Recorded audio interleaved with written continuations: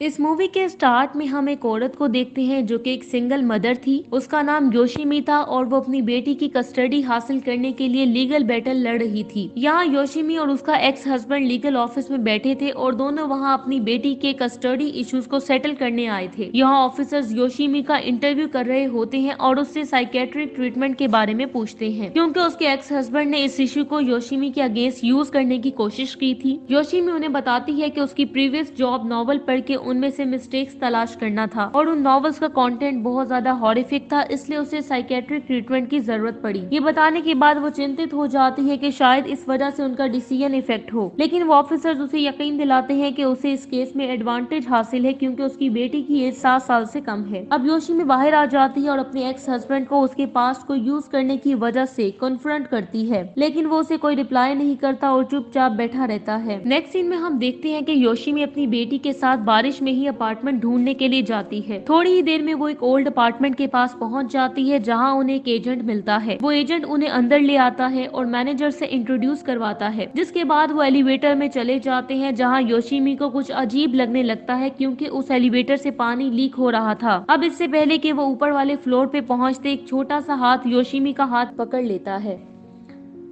लेकिन जैसे ही elevator door open होता है तो उसकी बेटी बाहर की तरफ भागने लगती है, जिसकी वजह से योशिमी काफी हैरान हो जाती है क्योंकि उसे लग रहा था कि उसने तो अपनी बेटी का हाथ पकड़ा हुआ है। लेकिन फिर वो इस चीज को इग्नोर करके बाहर चली जाती है और जब वो एलिवेटर से बाहर चले जाते हैं तो होटल मैनेजर जो कि उन्हें सीसीटीवी से देख रहा था, ये देख के हैरान हो जाता है कि छोटी बच्ची का साया अभी भी एलिवेटर में मौजूद था। दूसरी तरफ वो लोग एक अपार्टमेंट में पहुंच जाते हैं जहाँ योशिमी की बेटी अपना रूम देख के काफी एक्साइटेड हो जाती है। यहाँ वो एजेंट सीलिंग से होने वाली लीकेज को नोटिस करता है, इसलिए वो योशिमी को डिस्ट्रैक्ट करने के लिए किचन दिखाने ले जाता है। वहाँ पहुँच के योशिमी नोटिस करती है कि उसकी बेटी गायब हो गई है, जिसकी वजह से वो पैनिक हो जाती है, इसलिए वो उसे ढूंढने के लिए जल्दी से नीचे आ जाती है। यहाँ जब वो मैनेजर के मॉनिटर पे देखती है तो उसे अपनी बेटी एलिवेटर में दिखाई देती है, लेकिन मैनेजर उसे ये नहीं बता सकता था कि वो किस फ्लोर पे है, इसलिए योशिमी सबसे ऊपर वाले फ्लोर पे जाने लगती है। दूसरी तरफ हम उसकी डॉटर को देखते हैं जो कि रूफ टॉप पे पहुंच चुकी थी और वो वहाँ इधर उधर घूमने फिरने लगती है। इतनी ही देर में योशिमी भी वहाँ पहुंच जाती है। तभी उसकी बेटी उसकी तरफ आने लगती है और उसने एक रेड बैग भी पहना हुआ था जो कि उसे वहीं से मिला था। अब वो नीचे आते हैं और वो रेड बैग मैनेजर को दे देते हैं, जो कि बैग को देख के काफी कंफ्यूज हो जाता है क्योंकि वहाँ तो कोई भी नहीं जाता था, तो फिर ये बैग वहाँ तक कैसे पहुँच गया। अब वो मैनेजर उस बैग में मौजूद टॉयज योशिमी की डॉटर को देने की ऑफर करता है, लेकिन योशिमी उसे वो टॉयज लेने के लिए अलाउ नहीं करती। नेक्स्ट डे हम देखते हैं कि योशिमी और उसकी बेटी उसी अपार्टमेंट में शिफ्ट हो जाते हैं जो उन्होंने एक दिन पहले देखा था। नेक्स्ट सीन में हम देखते हैं कि योशिमी की बेटी का न्यू स्कूल में आज पहला दिन था, इसलिए उसकी मदर उसे तैयार कर रही थी। जिसके बाद हम देखते हैं कि योशिमी सीलिंग से होने वाली वाटर लीकेज की वजह से इरिटेट हो जाती है और जब वो फ्लोर को साफ करने लगती है तो तभी अचानक से उसे सर दर्द होने लगती है, जिसकी वजह से वो मेडिसिन लेती है, लेकिन पानी के ग्लास में उसे एक हेयर नजर आता है जिसकी वजह से उसे अजीब लगने लगता है। नेक्स्ट सीन में हम उन दोनों को एलिवेटर में देखते हैं और जब योशिमी की बेटी एलिवेटर का बटन प्रेस करने लगती है तो उसे एक बटन पे ऐश लगी हुई नजर आती है, इसलिए योशिमी उसकी जगह बटन प्रेस कर देती है। अब हम देखते हैं कि योशिमी सीलिंग लीकेज की रिपोर्ट मैनेजर को करती है, लेकिन मैनेजर कुछ ज्यादा कंसर्न नहीं लग रहा था और उसे कहता है कि वो इस प्रॉब्लम को नोट कर लेगा। अब योशिमी अपनी बेटी के साथ उसके न्यू स्कूल में पहुंच जाती है। उसी दिन जब वो अपने घर में थी और यूज्ड बॉक्स को फेंकने के लिए जाने लगती है, तभी उसे डस्टबिन में वही रेड बैग नजर आता है जो उसकी बेटी को मिला था। इसी दौरान सीलिंग से लीकेज भी हो रही थी, जिसकी वजह से वो काफी फ्रस्ट्रेट होने लगती है। अब वो ऊपर वाले फ्लोर पे जाती है और फ्लैट की डोर बेल बजाती है, लेकिन वहाँ से कोई भी रिस्पॉन्स नहीं मिलता और जब वो एलिवेटर में पहुँचती है और नीचे जाने लगती है तो उसी फ्लैट का डोर ओपन हो जाता है और वहाँ एक छोटी बच्ची खड़ी हुई नजर आती है, इसलिए वो दोबारा से वहाँ जाती है, लेकिन फिर से उससे वहाँ कोई नहीं मिलता। अब हम देखते हैं कि योशिमी एजेंट को कॉल करती है और उसे इन प्रॉब्लम्स के बारे में बताती है और जब वो कॉल पे बिजी थी तो उसकी बेटी सीलिंग से होने वाली लीकेज को काफी गौर से देखने लगती है। नेक्स्ट सीन में हम योशिमी को एक जॉब के लिए इंटरव्यू देते हुए देखते हैं, जबकि दूसरी तरफ उसकी बेटी स्कूल में उसका वेट कर रही थी। इधर योशिमी लेट होने की वजह से परेशान हो जाती है, इसलिए वो अपनी बेटी की टीचर को कॉल करती है। इसी दौरान उसे अपना पास याद आने लगता है जब वो छोटी थी और ऐसी सिचुएशन में थी जिसमें अब उसकी बेटी थी, इसलिए योशिमी के टीचर उसके पेरेंट्स को कॉल करके उसे स्कूल से ले जाने के लिए कहते हैं। अब हम प्रेजेंट का सीन देखते हैं जहाँ योशिमी की बेटी बारिश में स्कूल से अकेली वापस आ रही थी। थी और वो काफी सैड भी लग रही थी। तभी उसे रास्ते में एक और छोटी बच्ची नजर आती है जिसने येलो कलर का रेनकोट पहना हुआ था। दूसरी तरफ योशिमी अपना इंटरव्यू छोड़ के अपनी बेटी के पास जाने का डिसाइड करती है और जब वो वहाँ पहुँचती है तो पहले स्कूल ही क्लोज हो चुका था और उसकी बेटी वहाँ पे नहीं थी। तभी उसे वहाँ एक मिसिंग गर्ल मित्सुको का पोस्टर नजर आता है जिसकी वजह से वो और ज्यादा परेशान हो जाती है। अब वो अपनी बेटी को ढूंढने लगती है और तभी उसे अपना एक्स हस्बैंड नजर आता है जो कि उनकी बेटी के साथ स्ट्रीट में जा रहा था। अब योशिमी फौरन से वहाँ जाती है और अपनी बेटी को ले जाने की कोशिश करती है। उसकी बेटी थोड़ा हेजिटेट करती है लेकिन फिर वो अपनी मॉम के साथ चली जाती है। रास्ते में उन्हें एक फैमिली दिखाई देती है जो कि काफी इंजॉय कर रहे थे। ये देख के योशिमी को अपनी बेटी की वजह से गिल्टी फील होता है और वो काफी सैड हो जाती है। अब जब वो अपने अपार्टमेंट के करीब पहुंचती है तो योशिमी की बेटी उसे कहती है कि उसके लिए सिर्फ वो ही काफी है। ये सुन के योशिमी को काफी अच्छा लगता है और वो उसे प्यार करते हुए कहती है कि जब तक वो दोनों साथ हैं वो हर चीज को हैंडल कर सकती है। अब वो अपने अपार्टमेंट में पहुंचती है जहां उन्हें वॉइस मेल के जरिए एक गुड न्यूज मिलती है और वो ये कि योशिमी को एक बहुत ही अच्छी जॉब ऑफर आई थी। ये सुन के वो दोनों काफी खुश हो जाती हैं और सेलिब्रेट करने के लिए रूफ टॉप पे जाने लगती हैं। तभी योशिमी को एक छोटी बच्ची की झलक दिखाई देती है जो कि वहाँ से गुजर रही थी और जैसे ही वो रूफ टॉप का डोर ओपन करती है तो उन्हें वहाँ रेड बैग पड़ा हुआ नजर आता है। योशिमी की बेटी फौरन से उसकी तरफ भागती है लेकिन योशिमी जिसने उस बैग को पहले अपने अपार्टमेंट में भी देखा था वो काफी डर जाती है और वो बैग अपनी बेटी से ले लेती है और उसे एक कंटेनर में फेंक देती है। नेक्स्ट सीन में हम उस छोटी बच्ची को बात लेते हुए देखते हैं। वो बाथ टब में बैठी अपने आप से बातें कर रही थी और बार बार मित्सुको का नाम ले रही थी जैसे वो उसके साथ खेल रही हो। नेक्स्ट सीन में हम योशिमी की बेटी को स्कूल में बाकी बच्चों के साथ हाइड एंड सीक खेलते हुए देखते हैं और जब वो एक जगह छुपी हुई होती है तो उसे वहाँ कोई आता हुआ दिखाई देता है। उसने येलो कलर का रेनकोट पहना हुआ था और वो योशिमी की बेटी के पास आके खड़ी हो जाती है और जहाँ पे वो खड़ी थी उस जगह से पानी बहने लगता है। नेक्स्ट सीन में हम योशिमी को परेशानी में भागते हुए देखते हैं। वो एक क्लिनिक पे अपनी बेटी को चेक करने के लिए पहुंचती है जो कि काफी बीमार लग रही थी। योशिमी उसे देख के काफी परेशान हो जाती है और टीचर्स को इसके लिए ब्लेम करने लगती है लेकिन हेड टीचर उसे काम डाउन करता है और उसे उसकी बेटी के अजीब बिहेवियर के बारे में इन्फॉर्म करता है जैसा कि वो अपने आप से ही बातें करती है। वो हेड टीचर योशिमी को बताता है कि ये बिहेवियर तो डिवोर्स पेरेंट्स के बच्चों के साथ लिंक करता है और जब वो हॉल से गुजर रहे होते हैं तो एक जगह रुक के कुछ पोस्टर्स के बारे में बात करने लगते हैं जो कि एक स्टूडेंट मित्सुको ने बनाए थे। यहाँ हेड टीचर उसे बताता है कि मित्सुको 2 साल पहले कहीं गायब हो गई थी और उससे पहले वो भी उसकी बेटी की तरह ही अजीब बिहेव करने लगी थी क्योंकि मित्सुको को उसकी मदर ने छोड़ दिया था। अब जब योशिमी एक ड्राइंग में रेड बैग को नोटिस करती है तो काफी डर जाती है क्योंकि वो बिल्कुल वैसा ही बैग था जो उन्हें अपने अपार्टमेंट में मिला था। उसी दिन योशिमी लीगल ऑफिसर से मिलती है जो कि उसकी बेटी की लीगल कस्टडी के लिए उससे इंटरोगेशन करते हैं। यहाँ हमें पता चलता है कि उसके एक्स हस्बैंड ने एक बार फिर उसका इमेज खराब करने के लिए किसी बात को उसके अगेंस्ट यूज किया था और वो ये कि योशिमी अपनी बेटी को स्कूल से पिक करने के लिए रोजाना लेट हो जाती है और योशिमी ने उसका शोल्डर भी डिसलोकेट कर दिया था। अब वो बाहर आती है और अपने एक्स हस्बैंड से इस बात पे लड़ने लगती है लेकिन वो उससे कहता है कि उसे सिर्फ अपनी बेटी की फिक्र है। योशिमी को उसकी इंटेंशंस डाउटफुल लगती हैं इसलिए वो अपने हस्बैंड को कहती है कि वो डर्टी ट्रिक्स को यूज करना बंद कर दे। अब जैसे ही उसका एक्स हस्बैंड वहाँ से जाने लगता है तो अपनी सिगरेट वहीं पे बुझा देता है जिसे देख के योशिमी को ये रियलाइज होता है कि एलिवेटर के बटन पे ऐश का निशान और वो रेड बैग उसके हस्बैंड ने वहाँ फेंका था। इसलिए योशिमी को गुस्सा आता है और वो अपने एक्स हस्बैंड पे अटैक कर देती है जबकि ये सब कुछ योशिमी का अटॉर्नी भी देख रहा होता है और उसे पता चल चुका था कि योशिमी के एक्स हस्बैंड बिल्कुल ऐसा ही चाहता था ताकि योशिमी को अनस्टेबल प्रूफ किया जा सके। इसलिए बाद में जब वो दोनों बातें कर रहे होते हैं तो वो योशिमी को काम डाउन होने की एडवाइस करता है और उससे स्ट्रॉन्ग होने के लिए इनकरेज करता है जिसके बाद वो अपने घर आ जाती है और अपनी बेड को चेक करने के बाद वहीं पे सो जाती है। इसी दौरान सीलिंग से पानी की लीकेज भी होने लगती है और वहाँ से पानी उसके मुंह पे भी गिरने लगता है जिसकी वजह से उसे मित्सुको का वियन आने लगता है और वह मित्सुको को रेनकोट पहने हुए देखती है। मित्सुको अपने ओल्ड अपार्टमेंट में जाती है और एलिवेटर तक पहुँच जाती है। इसी दौरान योशिमी की आंख भी खुल जाती है। वहाँ पे मुसलसल पानी की लीकेज भी हो रही थी जबकि इस दौरान वो नोटिस करती है कि उसकी बेटी भी गायब है जिसकी वजह से वो काफी परेशान हो जाती है और नीचे आके मैनेजर ऑफिस में मौजूद सीसीटीवी से अपनी बेटी को देखने लगती है। यहाँ उसे पता चलता है कि उसकी बेटी रूफ टॉप पे है इसलिए वो फौरन से एलिवेटर की तरफ भागती है और जब वो एलिवेटर में जा रही होती है तो हम मॉनिटर से देख पाते हैं कि वो लड़की मित्सुको भी एलिवेटर में मौजूद थी। थोड़ी ही देर में वो रूफ टॉप पे पहुंच जाती है और धीरे धीरे आगे बढ़ने लगती है और जब उसकी नजर वाटर टैंक पे पड़ती है तो उसे वहाँ एक छोटी बच्ची नजर आती है लेकिन जब वो वाटर टैंक तक पहुँचती है तो उसे वहाँ एक रेड बैग नजर आता है जिसकी वजह से उसे शक होता है कि शायद उसका एक्स हस्बैंड वहाँ आया हो। अब वो अपने अपार्टमेंट में पहुँच के अपने एक्स हस्बैंड को कॉल करती है और उससे अपनी बेटी के बारे में पूछती है, लेकिन वो इस बात से इनकार कर देता है कि उनकी बेटी उसके पास है। इसी दौरान वो फिर से सीलिंग को नोटिस करती है और ऊपर वाले अपार्टमेंट की तरफ जाने लगती है। वहाँ पहुँच के वो डोर को नॉक करती है और ऊंची आवाज में अपनी बेटी को बुलाती है, जबकि इस दौरान उस अपार्टमेंट में से पानी भी बाहर बहने लगता है। तभी वो देखती है कि वो डोर तो ओपन होता है, इसलिए वो अंदर चली जाती है जहाँ पे हर तरफ पानी ही पानी था। तभी वो देखती है कि उसकी बीमार बेटी पानी में भीगी हुई वहाँ पे खड़ी थी और वो धीरे धीरे उसकी तरफ बढ़ने लगती है और योशिमी जल्दी से उसे उठा लेती है। इसी दौरान वो काफी डर भी जाती है क्योंकि उसे रूम में किसी और के होने का भी एहसास होने लगता है, इसलिए वो अपनी बेटी को उठाए हुए फौरन से वहाँ से निकल जाती है और बाहर आते हुए उसे डोर पे मित्सुको भी लिखा हुआ नजर आता है, जिसके कारण उसे ये एहसास होता है कि वही लड़की है जिसे वो पहले भी देख चुकी है और वो असल में इस अपार्टमेंट में रहती है। अगले दिन योशिमी का अटॉर्नी उसे मिलने आता है, जबकि योशिमी पैकिंग कर रही होती है और उसका इरादा वहाँ से शिफ्ट होने का था। उसका अटॉर्नी उसे ये एडवाइस करता है कि ये सिचुएशन उसके केस को खराब कर सकती है, जबकि योशिमी इस बात पे इंसिस्ट करती है कि उसका एक्स हस्बैंड इस अपार्टमेंट में वापस आ गया है और उसे ये डर था कि वो उसकी बेटी को उससे दूर ले जाना चाहता है। थोड़ी देर बाद योशिमी उन लोगों के साथ ऊपर वाला अपार्टमेंट चेक करने जाती है और वो लोग डोर अनलॉक होने की वजह से काफी हैरान हो जाते हैं। अब वो सब अंदर चले जाते हैं। यहाँ उन्हें पता चलता है कि मित्सुको के फादर इस अपार्टमेंट में कुछ दिन रुके थे और उनके वहाँ से जाने के बाद 6 मंथ से पानी वहाँ से लीक हो रहा था। अब अटॉर्नी इस बारे में मैनेजर और एजेंट से इन्वेस्टिगेट करता है, क्योंकि जब योशिमी ने लीकेज की कंप्लेंट की थी तो उन्होंने इसके लिए कुछ भी नहीं किया था और ऐसा लग रहा था जैसे उन्हें पहले से ही इस प्रॉब्लम के बारे में पता हो। अब वो रूफटॉप पे जाते हैं और वहाँ की इंस्पेक्शन करने लगते हैं। यहाँ योशिमी का अटॉर्नी मैनेजर को बताता है कि कल रात इस जगह पे रेड बैग मौजूद था जो कि अब गायब हो चुका है, लेकिन मैनेजर को इस बारे में कुछ पता नहीं होता कि कौन वो बैग वहाँ पे रखता है और फिर गायब कर देता है। अब अटॉर्नी मैनेजर से वाटर टैंक के बारे में पूछता है, जिसके कारण वो गुस्सा हो जाता है और वहाँ से चला जाता है। अब वो योशिमी से पूछने लगता है कि उसने उस रात क्या देखा। उसके बताने पर वो उसको समझाता है कि इस बिल्डिंग के आसपास मौजूद लाइट्स की वजह से टैंक पे साया क्रिएट हो सकता है। नेक्स्ट डे उनकी सीलिंग को फिक्स कर दिया जाता है, जबकि अटॉर्नी दोबारा उनसे मिलने आता है और योशिमी को ये यकीन दिलाता है कि उसे उसकी बेटी की कस्टडी लाजमी मिल जाएगी। वो उसे स्ट्रॉन्ग रहने का कहता है और कहता है कि वो किसी भी मुसीबत में उसे कॉल कर सकती है। नेक्स्ट सीन में योशिमी और उसकी बेटी डिनर कर रही होती है और दोबारा स्कूल जाने के बारे में बातें कर रही होती हैं। अब योशिमी अपनी बेटी को स्कूल भेजने की तैयारी करने लगती है, तभी उसे अपनी बेटी के स्कूल बैग में फिर से वही रेड बैग नजर आता है, जिसके कारण वो काफी परेशान हो जाती है और अपने अटॉर्नी को कॉल करती है, लेकिन डे ऑफ होने की वजह से वो कॉल पिक नहीं करता। अब जैसे ही वो पीछे देखती है तो उसे अपनी बेटी उसी बैग को देख के स्माइल करती हुई नजर आती है। वो फौरन से उससे बैग ले लेती है। इसी दौरान उसे वीएन आता है और वो उसी रेड बैग को पानी में गिरते हुए देखती है। अब वो अपनी बेटी को वहीं रुकने के लिए बोलती है और खुद वाटर टैंक की तरफ जाने लगती है। रूफ टॉप पे वो धीरे धीरे वाटर टैंक की तरफ बढ़ती है और उसे टच करती है। इसी दौरान उसे फिर से वीएन आता है और वो मित्सुको को वाटर टैंक पे चढ़ते हुए देखती है। अब योशिमी रियलिटी में वापस आती है और वो भी मित्सुको की तरह टैंक पे चढ़ने लगती है। दूसरी तरफ जब उसकी बेटी पानी लेने लगती है तो ग्लास में अचानक से कुछ हेयर्स गिर जाते हैं, जिसके बाद उसमें से बड़ी स्पीड के साथ ब्लैक वाटर गिरने लगता है। दूसरी तरफ योशिमी देखती है कि उस टैंक का पानी बहुत ज्यादा गंदा था और उसमें काफी दिनों से सफाई भी नहीं हुई थी। इसी दौरान उसे फिर से वीएन आता है और वो देखती है कि मित्सुको कैसे उस टैंक में गिर गई थी जब वो रेड बैग उससे पानी में गिर गया था और वो उसे उठाने की कोशिश कर रही थी। और इस तरह हमें पता चलता है कि मित्सुको की डेथ कैसे हुई थी और वो स्पिरिट में चेंज हो गई थी। अब जब योशिमी टैंक से नीचे आती है तो उसे टैंक में से कुछ वॉइसेस सुनाई देने लगती हैं और कोई टैंक को जोर से पंच करता है, जिसकी वजह से वो डर के चिल्लाने लगती है। दूसरी तरफ उसकी बेटी मुसलसल टूटी को बंद करने की कोशिश कर रही होती है, क्योंकि वहाँ से काफी ज्यादा डार्क वाटर आ रहा होता है। तभी वो देखती है कि बाथ टब में काफी हैवी बबल्स बनने लगते हैं और अचानक से उनमें से एक छोटी बच्ची के हाथ बाहर आते हैं और उसको पानी में खींच लेते हैं। दूसरी तरफ योशिमी जब अपने अपार्टमेंट वापस पहुंचती है तो अपनी बेटी को नीचे पड़ा हुआ देखती है और टब में से डार्क वाटर भी बाहर आ रहा होता है, जिसके कारण वो काफी परेशान हो जाती है और जल्दी से उसको उठाती है और उसे लेके बाहर आ जाती है। लेकिन यहाँ उसे पता चलता है कि एलिवेटर खराब हो चुकी थी। तभी ऊपर से पानी भी गिरने लगता है और वहाँ शॉर्ट सर्किट हो जाता है, जिसके कारण योशिमी पैनिक हो जाती है और देखती है कि उसके अपार्टमेंट का डोर ओपन होता है और उसमें से उसकी बेटी बाहर आती है, जिसकी आंखें भी बंद थीं, जिसकी वजह से वो काफी परेशान हो जाती है क्योंकि उसे तो लग रहा था कि उसने अपनी बेटी को उठाया हुआ है। तभी अचानक से मित्सुको उस पर अटैक कर देती है, इसलिए योशिमी चिल्लाने लगती है और कहती है कि वो उसकी मदर नहीं है, क्योंकि मित्सुको ने उसे गले लगा लिया था जैसे वो उसकी मदर हो, क्योंकि उसकी मदर उसे छोड़ के चली गई थी। दूसरी तरफ उसकी बेटी अपने सेंसेस में वापस आ जाती है और उनकी तरफ भागने लगती है। अब योशिमी मित्सुको को रोकती है और अपनी बेटी को बचाने के लिए अपने आप को सेक्रीफाइस करने का डिसाइड करती है और मित्सुको को अपनी बेटी बना लेती है। उसके ये प्रॉमिस करते ही एलिवेटर फौरन से ऊपर चली जाती है और उसकी बेटी जो वहीं रह गई थी काफी ज्यादा रोने लगती है, जिसके बाद वो स्टेयर्स के जरिए उनका पीछा करने लगती है और सबसे ऊपर वाले फ्लोर पे पहुंच के एलिवेटर के बाहर खड़ी हो जाती है। थोड़ी देर बाद एलिवेटर का डोर ओपन होता है और उसमें से डार्क वाटर बाहर आने लगता है, लेकिन उसकी मदर वहाँ पे नहीं होती। अब हमें 10 साल बाद का सीन दिखाया जाता है जहाँ योशिमी की बेटी हाई स्कूल में पढ़ती है। यहाँ जब वो अपनी फ्रेंड्स के साथ बस से बाहर आती है तो उसे वहाँ एक छोटी बच्ची अकेली खड़ी हुई दिखाई देती है, जिसे देख के उसे अपना चाइल्डहुड और अपनी मदर याद आ जाती है, इसलिए वो काफी सैड हो जाती है। अब वो अपने ओल्ड अपार्टमेंट जाती है जो कि बिल्कुल खाली था। वो इधर उधर फिरने लगती है, तभी उसे वहाँ अपनी पिक्चर्स भी मिलती हैं जो कि अभी भी वहीं पे मौजूद थी। अब जैसे ही वो वहाँ से जाने लगती है तो उसे वहाँ अपनी मदर का घोस्ट नजर आता है, जिसे देख के वो काफी हैरान हो जाती है और उससे बातें करने लगती है। उसे लगता है कि शायद उसकी मदर जिंदा है, इसलिए वो उसे अपने साथ रहने के लिए कन्विंस करने लगती है। उसकी मदर उसे छोड़ के जाने के लिए उसे अपोलोजाइज करती है। इसी दौरान उसकी बेटी को वहाँ मित्सुको की मौजूदगी का एहसास होता है, इसलिए जब वो पीछे देखती है तो वहाँ कोई भी नहीं होता और जब वो अपनी मदर की तरफ देखती है तो वो भी वहाँ से जा चुकी थी, जिसकी वजह से वो एक बार फिर काफी सैड हो जाती है। अब लास्ट सीन में हम उसे बिल्डिंग से बाहर जाते हुए देखते हैं और इसी के साथ ही ये मूवी एंड हो जाती है। Thank you so much for watching.